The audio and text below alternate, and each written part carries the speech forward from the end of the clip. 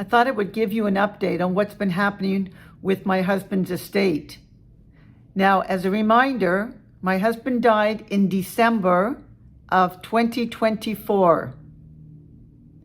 We're now midway through the summer, and I've only just signed the paperwork to apply for probate because he died without a will, and I'm waiting for, I'll say, the letters of administration that needs to come from the court. After signing the paperwork, I talked to the lawyer and I asked how long this process would take now that all the paperwork is signed.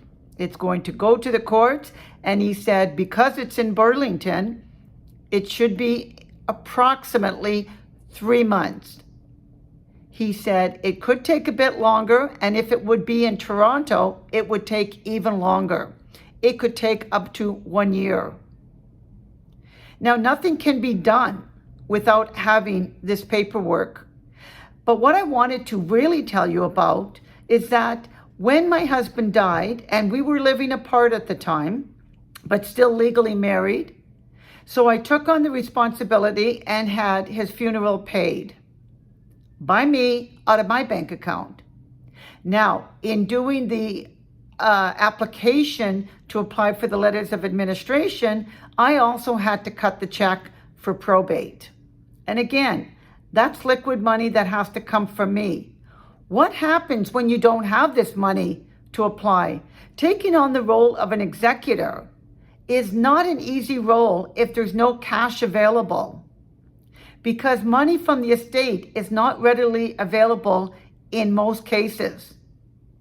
And by the time this finally will get wound up, we could easily be talking close to 1 year. And again, if this was in Toronto, it could be even longer. And I know of estates right now that are 3 years in and not settled. It's why it's important to have the will. That's number one. But if you don't, and somebody is going to take on the role of executor, and even with the will, in a lot of cases, the executor might have to come up with money. So if there's no liquid cash in the estate, the executor is on the hook. What do you do about that? How do you plan for that? If you want to know more, give us a call at Levesque Wealth Planning. We can happily walk you through the process of what you can expect. And maybe at that point, you decide this is not a role you want to take on. Because even the additional costs that are going to happen is going to have to come from my pocket, such as the legal fees, to help me along with this process.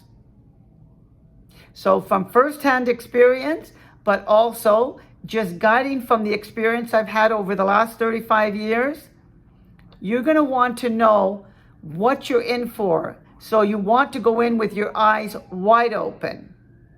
That means setting up an appointment and talking about how you can plan for your future in case you're in a situation and you're the executor and you have to come up with some of your own cash initially.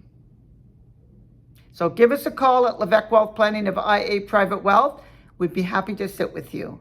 Until next time.